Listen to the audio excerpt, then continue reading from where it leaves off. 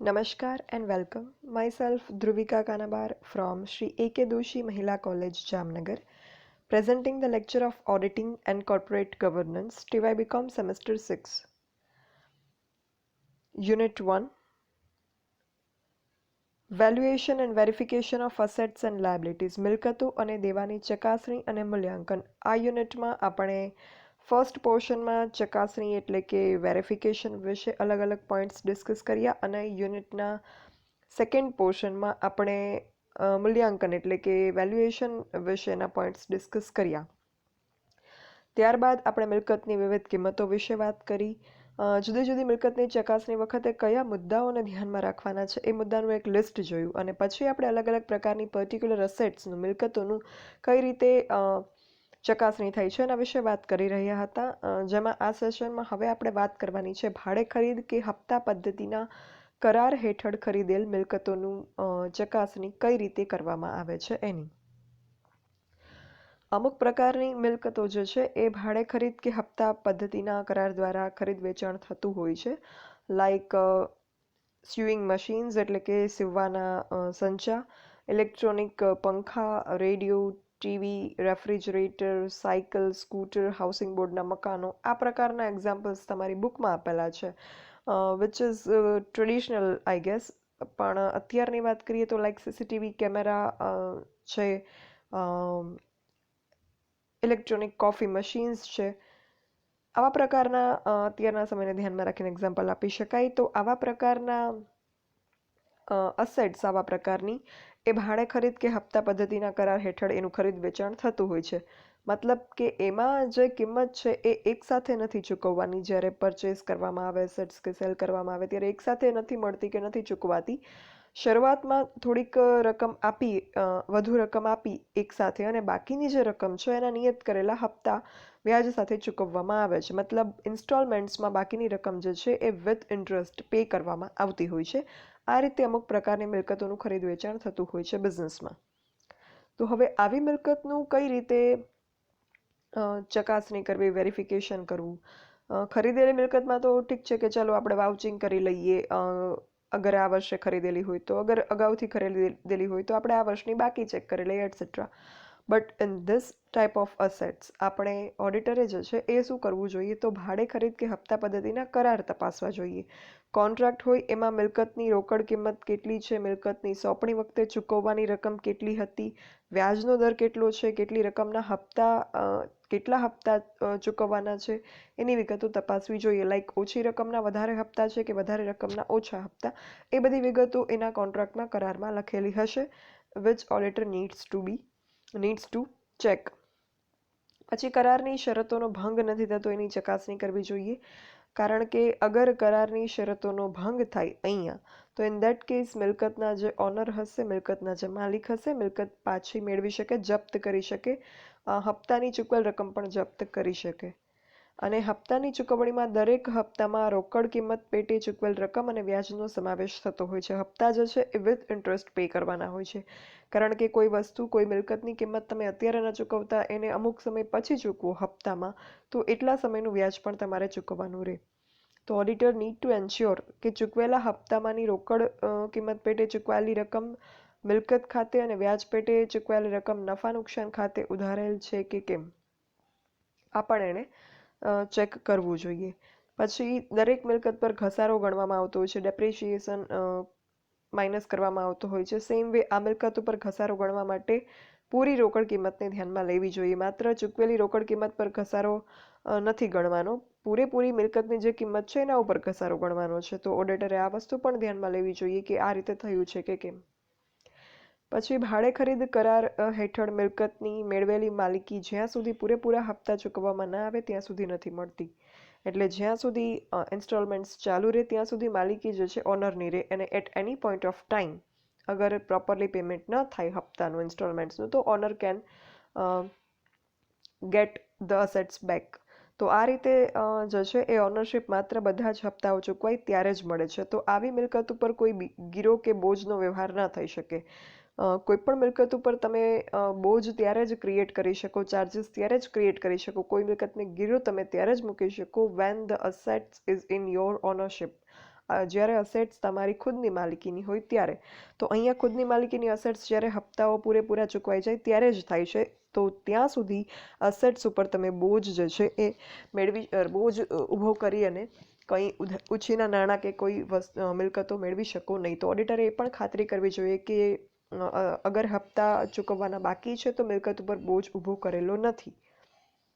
આ બધી વસ્તુઓ જે છે એ ભાડે ખરીદ કે હપ્તા પદ્ધતિના કરાર હેઠળ જે મિલકતો ખરીદવામાં આવતી હોય, જે ઇન્સ્ટોલમેન્ટ્સમાં જે એસેટ્સ પરચેસ કરવામાં આવતી હોય, એના વેરિફિકેશન વખતે, ચકાસણી વખતે ધ્યાનમાં રાખવાની રહે છે. એના પછી આપણે વાત કરીએ રોકાણોની. પેજ નંબર 30 ઉપર તમારી બુકમાં આપેલું છે ઇન્વેસ્ટમેન્ટ્સ, રોકાણો. એનું કઈ રીતે વેરિફિકેશન થાય છે.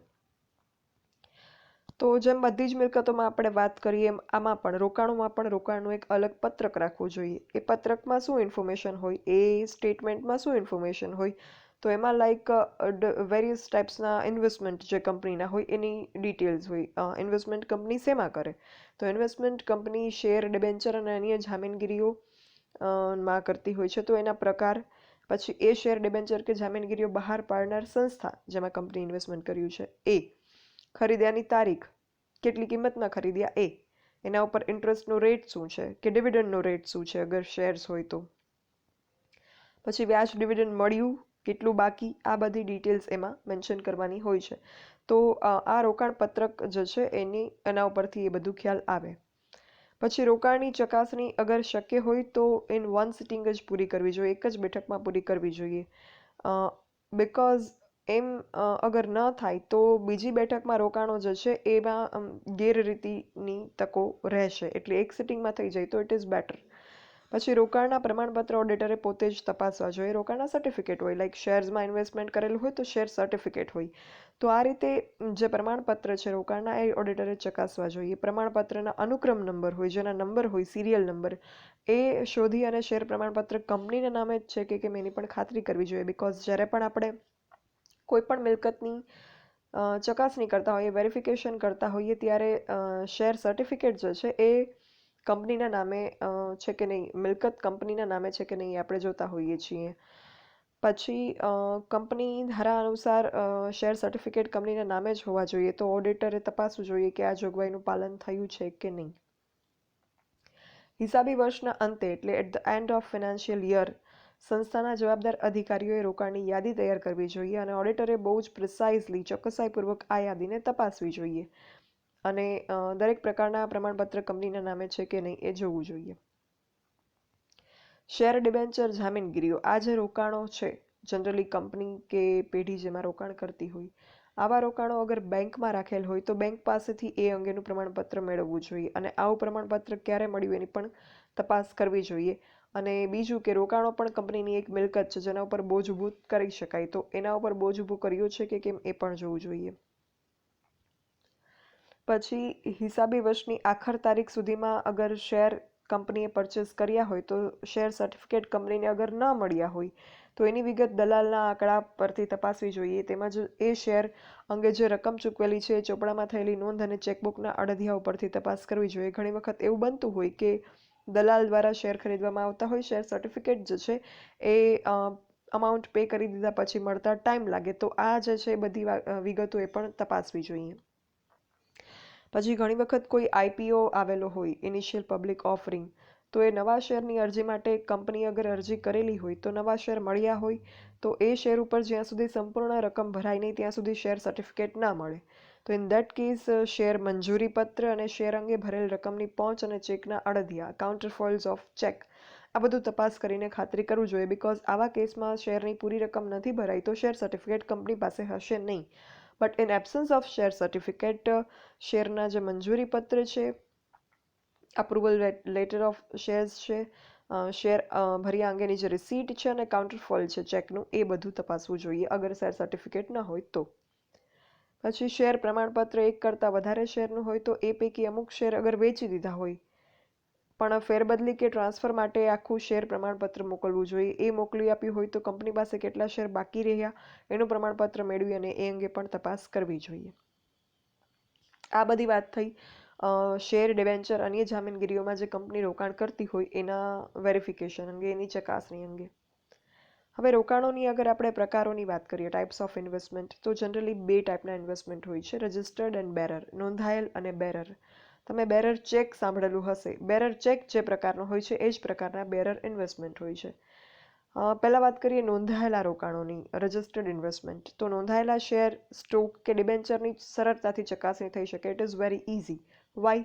બિકોઝ સિમ્પલી એ અસીલના નામે એટલે કે ક્લાયન્ટના નામે ટ્રાન્સફર થયેલા હોય છે, એના નામે રજિસ્ટર્ડ થયેલા હોય છે. તો auditor has to simply check કે કંપનીના નામે ટ્રાન્સફર થયા છે કે નહીં. But when it comes to bearer investment, જ્યારે બેરર ઇન્વેસ્ટમેન્ટની વાત આવે, બેરર બોન્ડ કે શેર વોરંટ કંપનીના નામે નથી હોતા અને એની ફેરબદલી માટે કોઈ વિધિ પણ નથી કરવાની હોતી. બેરર ચેકમાં હોય ને, જેના હાથમાં એનો ચેક, તો સેમ વસ્તુ બેરર ઇન્વેસ્ટમેન્ટમાં, જેના હાથમાં સર્ટિફિકેટ, એનું ઇન્વેસ્ટમેન્ટ. તો રોકાણના મૂલ્યાંકન ચકાસવા માટે પહેલાં રોકાણનો હેતુ, તો આ રીતે બંને પ્રકારના જે રોકાણો છે, બેરર અને રજિસ્ટર્ડ, એનું પ્રોપરલી ચકાસણી કરવી જોઈએ. બીજી વસ્તુ કે રોકાણનું મૂલ્યાંકન ચકાસવા માટે, આ આપણે વાત કરી રોકાણના ચકાસણી માટેની, પછી રોકાણનું મૂલ્યાંકન પણ તપાસવું જોઈએ કે એનું મૂલ્ય બરાબર રીતે ગણવામાં આવ્યું છે કે નહીં. તો પહેલાં તો રોકાણનો હેતુ તપાસવો જોઈએ કે રોકાણ કયા હેતુસર, કયા ઓબ્જેક્ટિવથી કરેલું છે ઇન્વેસ્ટમેન્ટ.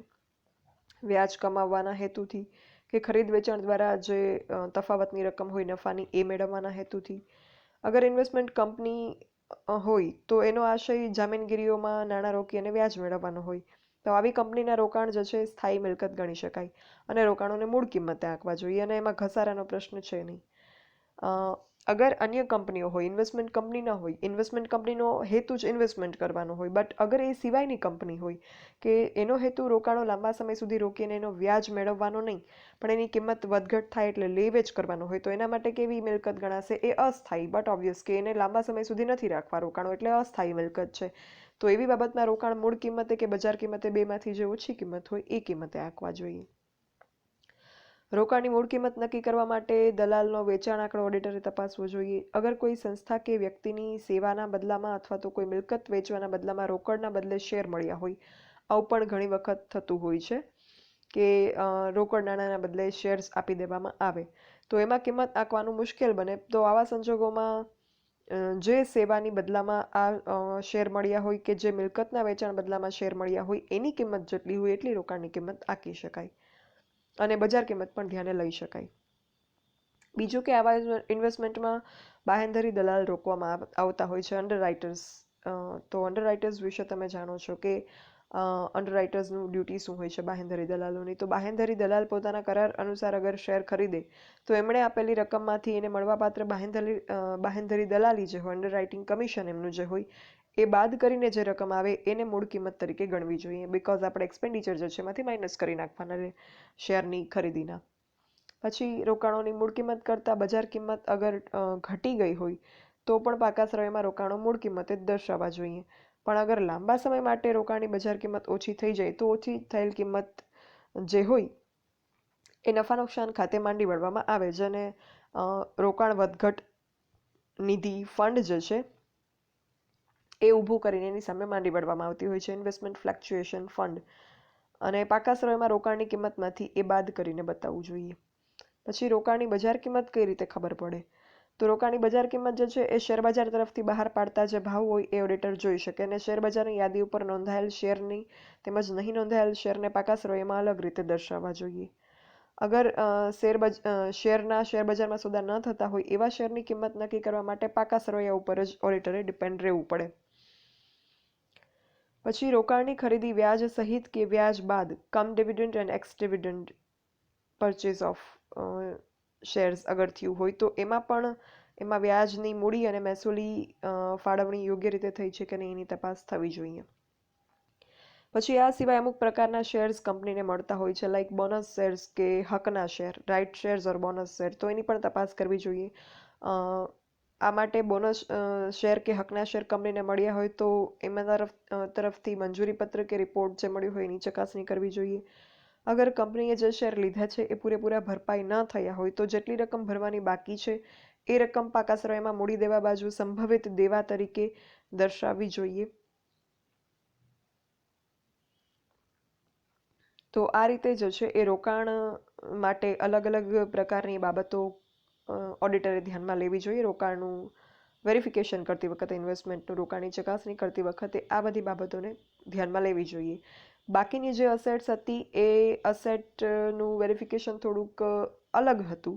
લાઈક ફર્નિચર હતું કે મોટર વાહન હતું, એ બધાનું. અહીંયા જે અસેટ્સ છે એ રોકાણો છે અને એના માત્ર સર્ટિફિકેટ હોય, એ અસેટ્સના પ્રૂફ જે છે પ્રમાણપત્ર હોય, તો એનું જે વેરિફિકેશન છે એ તમે જોયું કે થોડુંક અલગ હોય છે. એના જે પોઈન્ટ્સ ટુ બી કન્સિડર્ડ છે, મુદ્દાઓ જે ધ્યાને લેવાના હોય છે આ રોકાણોના ચકાસણીમાં, એ થોડા અલગ હોય છે. તો આ રીતે અલગ અલગ પ્રકારની મિલકત, જેમ કે આપણે પશુધનને વેરિફિકેશનની વાત કરી તો એ પણ થોડુંક ડિફરન્ટ હતું. જેમ અસેટની થોડીક પ્રકારમાં થોડોક ચેન્જ આવે, એમ એની જે વેરિફિકેશન પ્રોસેસ છે અને જે મુદ્દાઓ છે એના વેરિફિકેશન વખતે ધ્યાનમાં રાખવાના એ પણ થોડા બદલશે.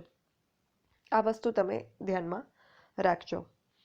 Thank you, and for any doubts or queries you can write me on this mail db@dhruvika@gmail.com. Thank you.